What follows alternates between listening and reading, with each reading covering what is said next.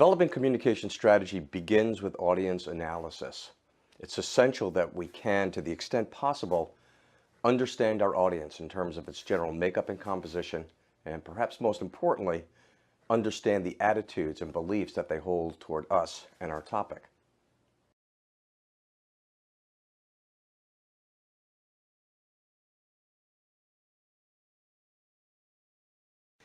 We can begin the process of audience analysis by looking at some of the areas that are typically examined in traditional advertising and PR campaign planning. Let's look at some of those categories now. Audience analysis involves looking at several categories. The first is demographics, which is the area that looks at an audience in terms of its members' age, income, sex, religion, or nationality. The next would be geographic information. This concerns where our audience members live and how where they live may influence their views on certain issues or influence the types of products they use and buy.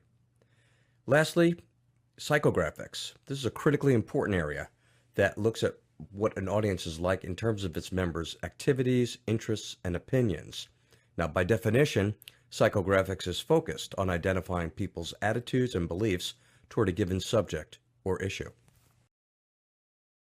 Most of the guidance in this course comes from classical rhetoric and theorists like Aristotle. But it was a 20th century theorist, Kenneth Burke, who conceptualized the idea of identification, which in my view is one of the most essential persuasive communication strategies that we could pursue.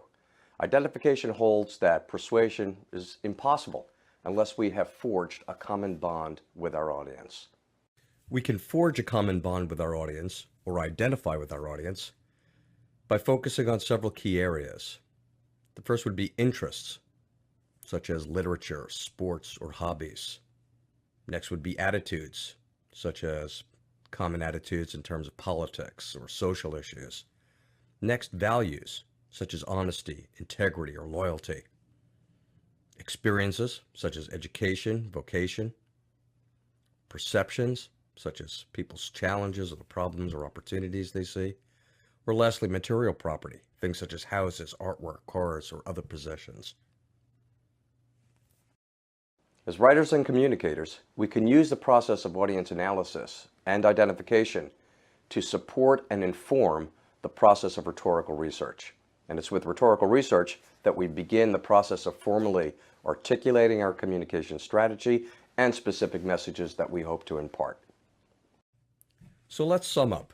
Audience analysis is essential to understand your readers and listeners in terms of their general composition, their makeup, and most importantly, the key attitudes and beliefs that they hold toward you and your topic.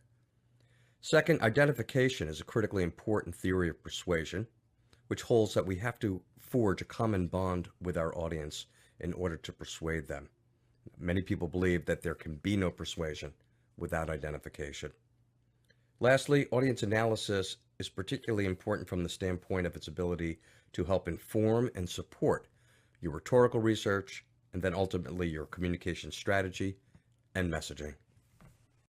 In the next lesson, we'll look at the ways to conduct rhetorical research to begin the process of crafting our overall communication approach.